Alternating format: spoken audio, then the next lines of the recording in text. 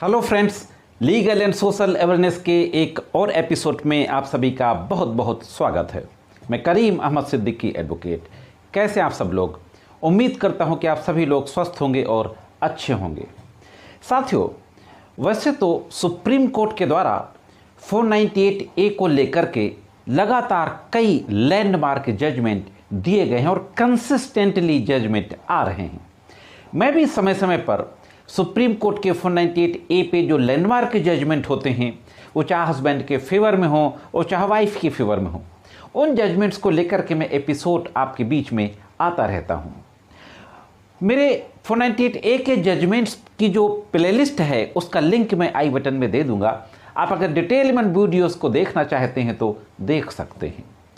आज के इस एपिसोड में फिर से ऑनरेबल सुप्रीम कोर्ट के एक 498A के बेहतरीन जजमेंट के बारे में बातचीत करने जा रहा हूं।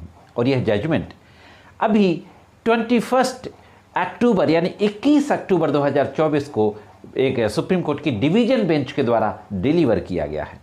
बहुत महत्वपूर्ण जानकारी है। इस जजमेंट में 498A में सजा कर दी गई थी। 498A के साथ साथ 304B, 306 यानी डाउरी, डेथ और अबेटमेंट सुसाइड के भी चार्ज लगे हुए थे FIR में। लेकिन कन्विक्शन जो होता है वो सिर्फ 498A में होता है। तो उस सजा के आदेश को हाई कोर्ट में चैलेंज किया जाता है और हाई कोर्ट के बाद फिर सुप्रीम कोर्ट में मामला पहुंचता है। हाई कोर्ट के द्वारा सजा को कंफर्म कर दिया जाता है। तो इसी जजमेंट के बारे में डिटेल में बातचीत करते हैं। जुड़े रहे आखिरी तक, देखते हैं कि पूरा मामला क्या था और सुप्रीम कोर्ट की बेंच के द्वारा किस तरीके का आदेश दिया जाता है। साथियों, सबसे पहले इस मामले के फैक्ट्स पर बहुत ही ब्रीफ में एक नज़र डालते हैं। इस मामले के फैक्ट कुछ ऐसे थे कि एक शादी होती है और शादी होने के बाद कुछ दिनों बाद यह आरोप लगाया जाता है कि रेजिडेंशियल फ्लैट की डिमांड डाउरी में की जाने लगी हस्बैंड और उसके माता पिता और रिलेटिव्स के द्वारा, और इस डिमांड को लेकर के उसको फिजिकली मेंटली टॉर्चर किए जाने लगा। FIR में कहा जाता है कि एक दिन उस महिला के नंद के हस्बैंड यानी नंदोई का फोन जाता है उस महिला के पिताजी के पास, उसके मायके में, और ये बताया जाता है कि वो हॉस्पिटल में एडमिट है। जब तक मृतका के माता पिता और परिवार के लोग अस्पताल पहुंचते हैं तब तक उसकी मृत्यु हो चुकी होती है। सडनली जो मृतका के फादर थे उनके द्वारा देखा जाता है कि उस महिला के फोरहेड पर यानी मत्थे पर एब्रेजन्स, खरोंच के निशान थे और गले में लिगेचर मार्क, जो एक कटे का निशान बन जाता है, रगड़ का निशान बन जाता है। तो लिगेचर मार्क था गले में। इसलिए संदेह होता है उस महिला के मायके वालों को कि इसकी मृत्यु कहीं अननेचुरल डेथ तो नहीं है, अप्राकृतिक मृत्यु तो नहीं है। लिहाजा महिला के पिता के द्वारा पति के माता पिता यानी सास ससुर, नंद और नंदोई, इन सब के खिलाफ डाउरी की डिमांड करना, डाउरी की डिमांड को लेकर के फिजिकली मेंटली टॉर्चर करने का आरोप लगाते हुए 498A, 306, 304B इसमें एक FIR दर्ज करा दी जाती है। FIR दर्ज होने के बाद विवेचना होती है। विवेचना के बाद चार्जशीट दाखिल होती है। इसी दौरान लोगों की अरेस्टिंग वगैरह भी होती है।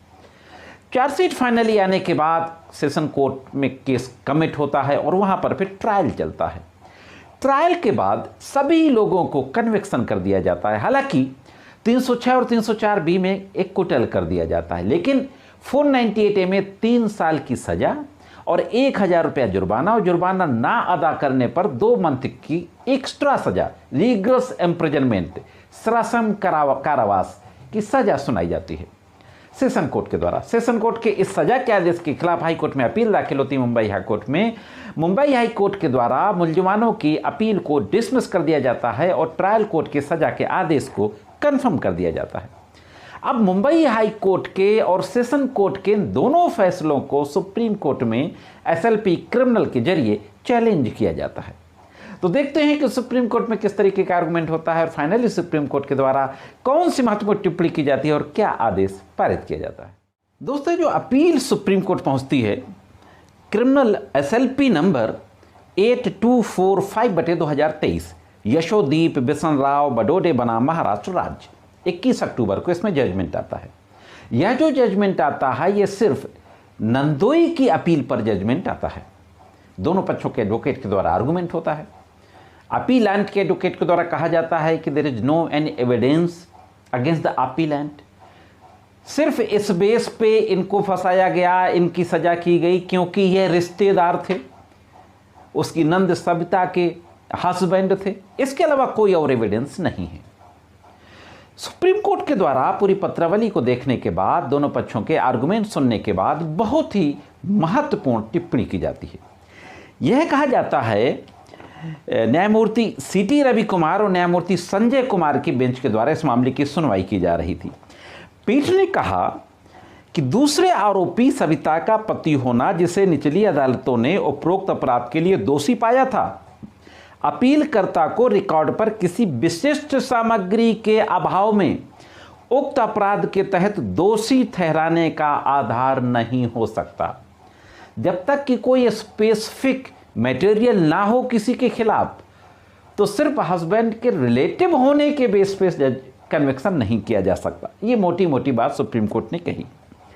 कोर्ट ने आगे कहा कि 498A के तहत अपराध के लिए निचली अदालतों द्वारा अपीलकर्ता के खिलाफ 98A/34 IPC की सहायता से दोष का पता लगाना, किसी भी तरह से उसे उक्त अपराध से जोड़ने के लिए उसके खिलाफ किसी भी सबूत के पूर्ण अभाव के मद्देनजर पूरी तरह से विकृत है। कोर्ट ने कहा कि आपने एक दफ़ा 34 लगा दिया, कॉमन इंटेंशन लगा दिया, इतना काफ़ी नहीं है सज़ा के लिए। इस तरीके से सज़ा करना विकृत है, ये शब्द कहा सुप्रीम कोर्ट की बेंच ने। साथियों, इस तरीके से बहुत ही गंभीर टिप्पणी करते हुए सुप्रीम कोर्ट के बेंच के द्वारा एक जजमेंट का हवाला दिया जाता है। पहले हालांकि मैं उस जजमेंट पे भी वीडियो बना चुका हूँ। प्रीति गुप्ता बनाम स्टेट ऑफ झारखंड, 2010 का मामला था। इस जजमेंट का हवाला देते हुए कहा कि इस निर्णय में सुप्रीम कोर्ट ने उल्लेख किया था कि जहां न्यायालय के अनुसार यह देखा गया था कि सामान्य ज्ञान की बात है कि घटना के अतिरंजित संस्करण बड़ी संख्या में शिकायतों में परिलक्षित होते हैं। अतिरंजित संस्करण, जिनमें बहुत बढ़ा चढ़ा करके आरोप लगाए जाते हैं, और अति संयुक्त की प्रवृत्ति भी बड़ी संख्या में मामलों में परिलक्षित होती है। यानी तमाम ऐसे मामले आते हैं 498A के, जिनमें आरोपों को बहुत बढ़ा चढ़ा करके पेश किया जाता है। ऐसे आरोपों की बहुत गहनता से जांच करनी चाहिए ट्रायल कोर्ट को। यह एक मोटी मोटी बात सुप्रीम कोर्ट के द्वारा कही गई। फाइनली सुप्रीम कोर्ट ने कहा कि अदालतों को अति संयुक्त के उदाहरणों की पहचान करने और ऐसे व्यक्तियों द्वारा अपमान और अक्षम्य परिणामों की पीड़ा रोकने के लिए सावधान रहना होगा। हाँ दोस्तों, अति संयुक्ति के उदाहरणों की पहचान करने, ऐसे केसेस को आइडेंटिफाई करना होगा कि कहीं इन मामलों में बढ़ा चढ़ा करके अपमान का बदला लेने की नियत से तो नहीं कार्रवाई इंस्टीट्यूट की गई है। तो इस तरीके से ये महत्वपूर्ण टिप्पणी करते हुए सुप्रीम कोर्ट ने अपील को अलाउ किया और ट्रायल कोर्ट ने जो सज़ा का आदेश पारित किया था, हाई कोर्ट ने जो सज़ा कंफर्म की थी, उस सज़ा को रद्द किया साथियों। तो दोस्तों, यह था एक महत्वपूर्ण जजमेंट एक और 498A का सुप्रीम कोर्ट का। कैसी लगी जानकारी कमेंट्स करके जरूर बताएं।